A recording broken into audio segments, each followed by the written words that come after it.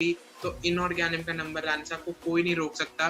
सबसे कम टाइम लगेगा और सबसे ज्यादा मार्क्स आएंगे आपके। NCERT is the Bible of chemistry.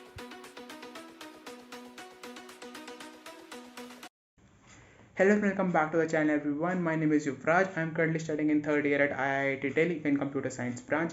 In today's video we'll be talking about chemistry में physical chemistry, inorganic chemistry और organic chemistry में कैसे आप कौन से वो important chapters हैं, कैसे किन किन चीज़ों को आपको पढ़ना है, कहाँ से पढ़ना है, कैसे आप केमिस्ट्री में 99.8, 99.9 या फिर इवन 100% टाइप भी स्कोर कर सकते हो।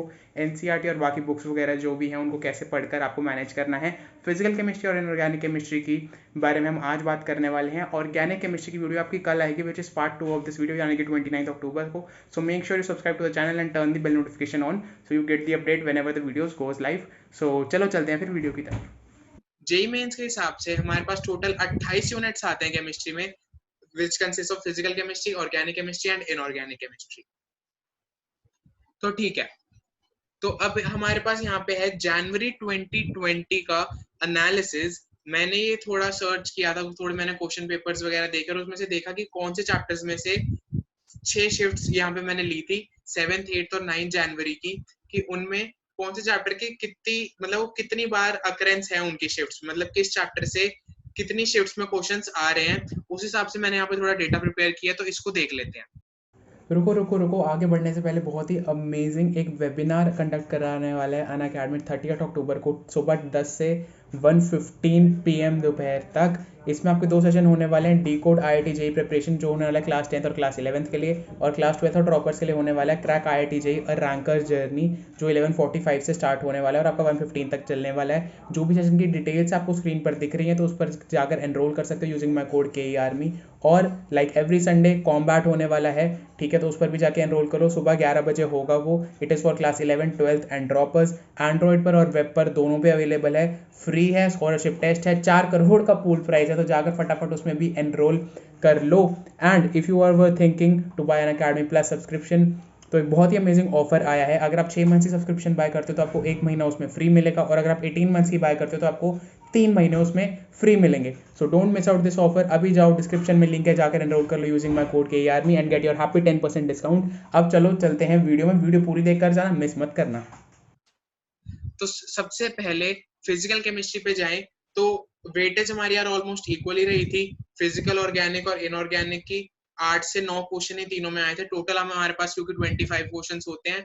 फिजिकल केमिस्ट्री में चले तो सबसे पहले हमारे पास चैप्टर आता है मोल कंसेप्ट, और ये 6 शिफ्ट्स में से मैंने 7th 8th और 9 जनवरी की शिफ्ट्स ली हैं, तो उन 6 शिफ्ट्स में से 5 शिफ्ट्स में मोल कंसेप्ट पे क्वेश्चन आया ही आया है। उसके बाद चाहे वो सब्जेक्टिव क्वेश्चन हो चाहे ऑब्जेक्टिव क्वेश्चन हो, वही हमारे पास जो भी सारे बेसिक कॉन्सेप्ट्स होते हैं इसमें मोलारिटी वगैरह उस सब से रिलेटेड आया है। एटॉमिक स्ट्रक्चर में 4 शिफ्ट्स में क्वेश्चन आया है। गैसियस स्टेट में 2 शिफ्ट्स में क्वेश्चन आया है, और वो भी बहुत सिंपल सा क्वेश्चन था। वही आपके जो RMS वेलोसिटी और जो बाकी वेलोसिटीज होती है उससे रिलेटेड था, तो कुछ ज्यादा मुश्किल नहीं था। गैसियस स्टेट की हाँ इसमें सिर्फ 2 शिफ्ट्स में क्वेश्चन आया है, बट वो काफी ईजी था। तो ये सिर्फ मैं आपको एनालिसिस दे रहा हूँ कि किस चैप्टर कितनी बार आए हैं, शिफ्ट्स में कितनी बार उसके क्वेश्चन आए हैं। बट मेरा कहीं भी ये कहने का मतलब नहीं है कि उसकी अगर वेटेज कम थी किसी चैप्टर की जनवरी 2020 में तो आप उस चैप्टर को छोड़ दो। नहीं, केमिस्ट्री एक ऐसा सब्जेक्ट है कि हम किसी भी चैप्टर को छोड़ नहीं सकते हैं। हम सारे के सारे चैप्टर करके जाएंगे, बिकॉज यू नेवर नो कि किस चैप्टर में से कब क्वेश्चन आ जाए। तो हमें सारे सब्जेक्ट्स करने हैं, कोई भी चैप्टर इतना कुछ आउट ऑफ द वर्ल्ड, इतना कुछ मुश्किल है नहीं, तो हमें कुछ छोड़ के नहीं जाना है। Right, equilibrium next is equilibrium. Equilibrium में 6 की 6 शिफ्ट्स में क्वेश्चन आया था, और आई गेस किसी की शिफ्ट में तो 2 क्वेश्चन भी आए थे, क्योंकि ऑब्वियसली 2 चैप्टर्स हैं, केमिकल इक्विलिब्रियम और आयनिक इक्विलिब्रियम। इसके भी अगर आप कॉन्सेप्ट्स कर लोगे तो ये कुछ मुश्किल नहीं है। हाँ, थोड़ी कैलकुलेशंस में प्रॉब्लम आती है, और जनरली मतलब बाकी चैप्टर से रिलेटिवली थोड़ा सा डिफिकल्ट इसको कह सकते हैं, बट अगेन करना तो हमें है ही। फिर वही thermodynamics is again a easy chapter. इसके भी 6 की 6 शिफ्ट्स में क्वेश्चन आए थे। रिडॉक्स रिएक्शंस के 3। सॉलिड स्टेट का हमारे पास सिर्फ एक ही क्वेश्चन आया है यहाँ पे। सॉलिड स्टेट से ज्यादा हमारे पास अकरेंस नहीं थी जनवरी 2020 में, सिर्फ एक ही क्वेश्चन आया था किसी एक ही शिफ्ट में। सॉल्यूशन से फिर वही 5 क्वेश्चंस। इसमें आपके सब्जेक्टिव क्वेश्चंस भी आए और ऑब्जेक्टिव क्वेश्चंस भी आए हैं। सॉल्यूशंस में वही, ये हर चैप्टर के रिगार्डिंग में बात कर रहा हूँ। सॉल्यूशंस में वही आपकी colligative properties, Raoult's law, Henry's law, वो सारे कॉन्सेप्ट्स आपको क्लियर होने चाहिए दिमाग में, उसमें आपको कोई भी कहीं पे भी डाउट होना नहीं चाहिए।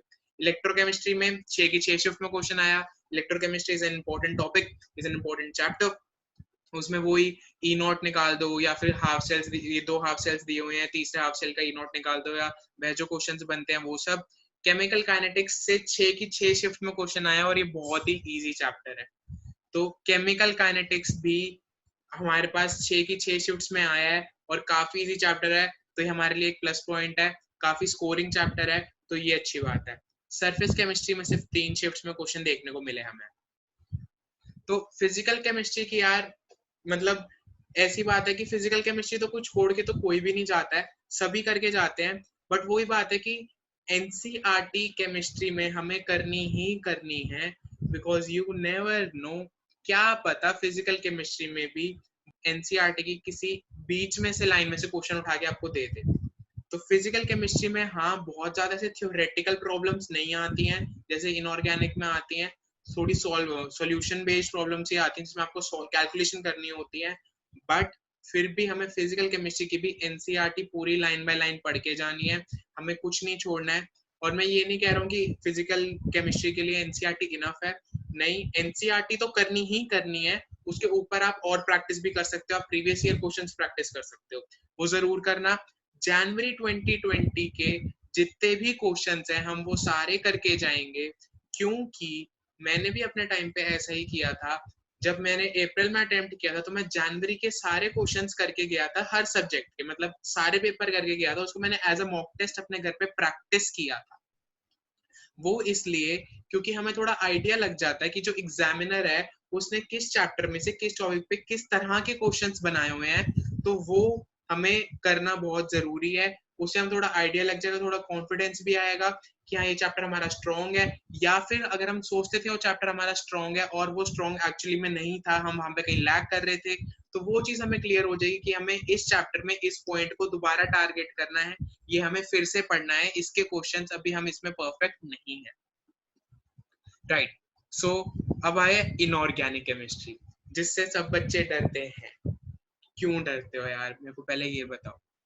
इनऑर्गेनिक केमिस्ट्री, हाँ मैं मानता हूँ कि याद स्टार्टिंग में हाँ सब बोलते हैं कि नहीं हो रही है, नहीं हो रही है, बहुत मुश्किल है, क्या क्या याद करें, बहुत कुछ है याद करने को। बट मैं बता रहा हूँ, अगर आपने एक बार ये याद कर ली तो इसके क्वेश्चन ऐसे होते हैं, लिटरली ऐसे होते हैं इसके क्वेश्चन। क्वेश्चन पढ़ते पढ़ते आंसर निकाल दोगे। फिजिकल केमिस्ट्री हो गई या फिजिक्स मैथ्स हो गई, उसमें तो कोई भी क्वेश्चन आएगा आपको 2 मिनट लगाने पड़ेंगे मिनिमम उसको क्वेश्चन को सॉल्व करने के लिए। इनऑर्गेनिक केमिस्ट्री एक ऐसा पार्ट है कि आपने क्वेश्चन पढ़ा, क्वेश्चन पढ़ते पढ़ते आंसर निकलता है, 2 मिनट में आप इसके 5 से 6 क्वेश्चन बड़े आराम से कर सकते हो। इनऑर्गेनिक केमिस्ट्री से बच्चे डरते हैं कि भैया कहाँ से पढ़ें, कैसे करें, कहीं नहीं जाना है, सिर्फ और सिर्फ तो इनऑर्गेनिक में नंबर लाने से आपको कोई नहीं रोक सकता। सबसे कम टाइम लगेगा और सबसे ज्यादा मार्क्स आएंगे। पढ़ जाओ, पूरी समझ लो, पूरी रट लो, लाइन बाय लाइन रट लो। लिटरली मैं कह रहा हूँ, एनसीईआरटी अगर आपने पूरी याद कर ली, आपके एनसीईआरटी में पूरी लाइन बाय लाइन पढ़नी है। अब वो पढ़नी कैसे है, कुछ बच्चे बोलते हैं कि हाँ भाई हमने पढ़ तो लिया है, बट ना वो फिर हफ्ते 10 दिन बाद हम भूल जाते हैं। तो ये रिवीजन भी बहुत इंपॉर्टेंट है। अगर आपने पढ़ लिया तो उसके नोट्स बनाओ। एक तो आप नोट्स बनाओगे तो आपको लिखते लिखते याद भी होता है, और उन नोट्स को रोज पढ़ो, रोज सुबह उठ के पढ़ो, या फिर दिन में भी जब आप, जैसे आपने 3 घंटे फिजिक्स पढ़ लिया, मैथ्स पढ़ लिया, उसके बाद आपको लग रहा है कि हमें कुछ अब इतना कैलकुलेटिंग वाला कुछ ज्यादा दिमाग कॉन्सेप्चुअल नहीं पढ़ना है, तो आप इनऑर्गेनिक केमिस्ट्री पढ़ो। उसको आप चैप्टर बार बार पढ़ो। ऐसा नहीं है आपने एक चैप्टर एक बार पढ़ लिया तो हो गया, नहीं, वो आपको ऐसे याद नहीं होगा, आपको उसको बार बार पढ़ना पड़ेगा। मैंने खुद यार इनऑर्गेनिक केमिस्ट्री की पूरी एनसीईआरटी कम से कम 10-15 बार पढ़ी थी, तब जाके मुझे सारी याद हुई थी। और रोज रोज नहीं तो हर 2-3 दिन में आपको रिवाइज करना ही है। और रोज मैं ये नहीं कह रहा हूँ कि पूरी इनऑर्गेनिक रिवाइज करनी है, बट रोज आपको 2 से 3 घंटे इस पे लगाने ही है, इसको आपको नोट्स बनाने ही है, और जो प्रीवियस नोट्स थे उनको दोबारा रिवाइज करना पड़ेगा। लिख लिख के याद करो, बार बार पढ़ो, बार बार पढ़ो, फिर ऐसे नहीं होगा। ये बच्चे बोलते हैं कि भैया हम इनऑर्गेनिक का क्वेश्चन पढ़ते हैं पेपर में तो चारों ऑप्शन ही सही लगते हैं। हाँ वो होता है, और वो इसलिए होता है क्योंकि हमें वो एग्जैक्टली याद नहीं होता है। तो वही वाली बात है, अगर आपने एक बार याद कर लिया तो क्वेश्चन पढ़ते पढ़ते आंसर निकलेगा, आपको ऑप्शन देखने भी नहीं पड़ेंगे। आपने क्वेश्चन पढ़ा और क्वेश्चन पढ़ते पढ़ते आंसर निकलेगा। और मैं बता रहा हूँ, आप जितनी बार एनसीईआरटी पढ़ोगे उतनी बार आपको कुछ नया मिलेगा कि ओ ये तो मैंने लास्ट टाइम पढ़ा ही नहीं था, ये तो इसके तो मैंने नोट्स बनाए नहीं थे, बट हाँ ये भी इंपॉर्टेंट है, ये भी पूछा जा सकता है। मैं आपको बता रहा हूँ अपने एक्सपीरियंस से, जनवरी में जब मेरा पेपर था तो मुझे याद है मेरा एक क्वेश्चन आया था शायद बोरॉन फैमिली से। तो उसमें क्या था, उसमें पूछा हुआ था कि so and so element is used in this. तो मेरे को वो पता नहीं था कि, क्योंकि हम यूजेस वाला तो पढ़ते नहीं है, कोई भी फैमिली पढ़ी, कोई भी एलिमेंट पढ़ा, उसकी केमिकल प्रॉपर्टीज पढ़ ली, फिजिकल प्रॉपर्टीज पढ़ ली। अब जो यूजेस वाला पैराग्राफ होता है ना, जे एनटीए उसमें से भी क्वेश्चन पूछता है कि ये या तो उल्ट ऐसे पूछ लिया कि एलिमेंट किस में यूज होता है, या फिर इसकी सो एंड सो यूज है तो ये एलिमेंट कौन सा है। तो वो भी यूजेस वाला पैराग्राफ भी आपको पता होना चाहिए। जैसे एग्जांपल लेते हैं, वो हम आगे बात करेंगे कोऑर्डिनेशन कंपाउंड्स की।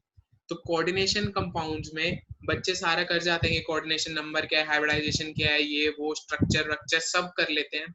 बट एनसीईआरटी के जो लास्ट के 2 पेजेस हैं उसमें उसके कुछ कोऑर्डिनेशन कंपाउंड्स के यूजेस दे रखे हैं, और एनटीए ने उसमें से बहुत सारे क्वेश्चंस बनाए थे। तो यूजेस वाला मतलब इनऑर्गेनिक, तो मैं बता रहा हूँ ना यार, आपको कोई भी कुछ भी नहीं छोड़ना है, वो कुछ भी पूछ सकते हैं। आपको ये समझ के नहीं छोड़ना कि यार ये तो यूजेस है, ये वो है, ये इतना इंपॉर्टेंट नहीं है, ऐसा ऐसा कुछ नहीं है। एनटीए कुछ भी पूछ लेता है एनसीईआरटी में से। तो एनसीईआरटी तो आपको केमिस्ट्री पढ़नी ही पढ़नी है, मैं बार बार बोल रहा हूँ, NCERT is the Bible of chemistry. Inorganic पे आए आगे, तो पीरियोडिसिटी से आपके 5 क्वेश्चन, केमिकल बॉन्डिंग से 6 क्वेश्चन। केमिकल बॉन्डिंग में वो यार आपका बॉन्ड ऑर्डर वगैरह, आपकी एमओटी से क्वेश्चन आता ही है, तो वो अच्छे से पढ़ लेना। हाइड्रोजन में 4 क्वेश्चन आए। हाइड्रोजन बहुत ही छोटा सा और बहुत सिंपल चैप्टर है, कुछ नहीं। हाइड्रोजन पेरोक्साइड की शायद प्रॉपर्टीज पे क्वेश्चन आया था, और शायद hardness of water, temporary permanent hardness of water, वो बेसिक सा है ही, उस पर क्वेश्चन वो पूछते ही हैं। तो ये है। एस ब्लॉक से इस बार 3 ही शिफ्ट्स में क्वेश्चन आए थे। बी ब्लॉक से 6 की 6 शिफ्ट्स में क्वेश्चन आए हैं। बी ब्लॉक हाँ आपका बहुत बड़ा चैप्टर है, बट अगेन वही बात है, आपको बार बार पढ़ना है, ताकि वो आपको एग्जैक्टली आपके माइंड में सेट हो जाए, आपको पूरा याद हो जाए। वैसे पी बॉक्स से जो क्वेश्चन आए थे वो स्ट्रक्चर बेस्ड थे, कि किसी का कुछ स्ट्रक्चर दे दिया था या कोई केमिकल रिएक्शन पूछ लिया था, ऐसा था। फिर नेक्स्ट इज मेटलर्जी। मेटलर्जी से 4 क्वेश्चन आए थे, और उसमें शायद कुछ ऐसा था कि आयरन की प्योरेस्ट फॉर्म क्या होती है, वो ही सारा थियोरेटिकल है, पूरा याद करने वाला है। ऐसा कुछ इतने इसमें कुछ समझने जैसा कुछ नहीं होता है, इनऑर्गेनिक में ज्यादातर याद करने वाला ही होता है। तो आपको इसको याद करना पड़ेगा, और ये बहुत बेनिफिशियल है, क्योंकि नंबर बहुत ज्यादा देके जाएगा। मेंस में हमें फर्क नहीं पड़ता है कि हम कौन से सब्जेक्ट से कौन से क्वेश्चन से मार्क्स ले रहे हैं, हमें सिर्फ और सिर्फ पड़ता है फर्क टोटल अपने एग्रीगेट मार्क्स से। तो आप किसी भी सब्जेक्ट से, किसी भी टॉपिक से नंबर लो, हमें नंबर चाहिए। तो इनऑर्गेनिक एक ऐसा चीज है, मैं बार बार बोल रहा हूँ, सबसे कम टाइम और सबसे ज्यादा मार्क्स देके जाएगा आपको।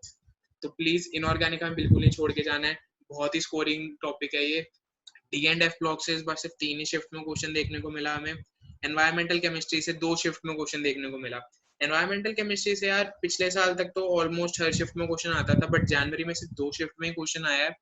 बट अगेन वही बात है ना, कि किसी भी चैप्टर की अगर वेटेज जनवरी में कम थी, तो उससे आप ये नहीं सोच सकते कि अच्छा एनटीएस से नहीं पूछ रहा, तो इसको मैं छोड़ देता हूँ जुलाई अटेम्प्ट के लिए। नहीं, छोड़ के कुछ नहीं जाना है। हो सकता है कि जनवरी में कम थी तो अब आए हो, तो छोड़ के हमें कुछ नहीं जाना है। ये जस्ट मैंने एनालिसिस आपको इसलिए दिया है ताकि थोड़ा आपको आइडिया लग पाए कि किस चैप्टर से, किस टॉपिक से कितने फ्रीक्वेंटली क्वेश्चन आता है। एनवायरमेंटल केमिस्ट्री यार वैसे भी इजी टॉपिक है, वही उसमें या तो आपको ग्रीन हाउस गैसेस का कुछ पूछ लेंगे, या फिर बीओडी के बारे में कुछ पूछ लेंगे। एक मेरे को याद है, एक टेबल दी हुई है, शायद एग्जैक्टली याद नहीं है, बट एनवायरमेंटल केमिस्ट्री में कि कुछ एलिमेंट्स है और उनकी शायद बीओडी वैल्यू दी हुई है, कुछ 0.76 की, कितनी कितनी फीजिबल है, कितनी उसको हार्म नहीं करेगी। तो वो वाली वैल्यूज भी हमारे टाइम पे उसने पूछ ली थी एनटीए ने। तो कोई भी टेबल हो, कुछ भी हो, एनटीए कुछ भी पूछ सकते हैं एनसीईआरटी में से। कोऑर्डिनेशन कंपाउंड यार देखो, यहाँ पे मैंने डबल स्टार भी लगा रखा है। कोऑर्डिनेशन कंपाउंड्स के 6 की 6 शिफ्ट्स में 2-2 क्वेश्चन आए हैं। तो कोऑर्डिनेशन कंपाउंड्स बहुत इंपॉर्टेंट चैप्टर है, बिल्कुल भी नहीं छोड़ के जाना है। सारे कॉन्सेप्ट हमें वही करके जाने हैं। वीबीटी, सीएफटी, कलर पूछ लेगा, कुछ भी पूछ लेगा, और जैसे मैंने बताया वो आखिरी के 2 चैप्टर में यूजेस भी पूछ सकता है। तो वही बात है कि कोऑर्डिनेशन कंपाउंड से आपको कुछ मतलब वैसा भी आ सकता है कि कुछ कैलकुलेट करना हो या कुछ थोड़ा दिमाग लगाना हो, या फिर इनऑर्गेनिक जैसे हम उसको नाम देते हैं कि हो सकता है पूरा मेमोरी बेस्ड भी हो, कि डायरेक्ट एनसीईआरटी में लाइन लिखी हुई है इसको टिक कर दो। तो ये रही हमारी बात इनऑर्गेनिक की। तो फिजिकल के लिए मैंने आपको बता दिया है कि फिजिकल आपको एनसीईआरटी से तो पढ़नी ही पढ़नी है, और बाकी आप बाहर से ही प्रैक्टिस कर सकते हो। इनऑर्गेनिक भी आपको एनसीईआरटी से पढ़नी ही पढ़नी है, इनऑर्गेनिक कहीं बाहर से और नहीं पढ़नी है, जितना एनसीईआरटी में दे रखा है वो सफिशिएंट है। बट आपको उसके क्वेश्चंस प्रैक्टिस करने हैं, क्योंकि जब आप क्वेश्चंस प्रैक्टिस करोगे तो आपको पता चल जाएगा कि किस चैप्टर में कौन सी चीज अभी मुझे याद नहीं हुई है, और उसको फिर दोबारा पढ़ना है।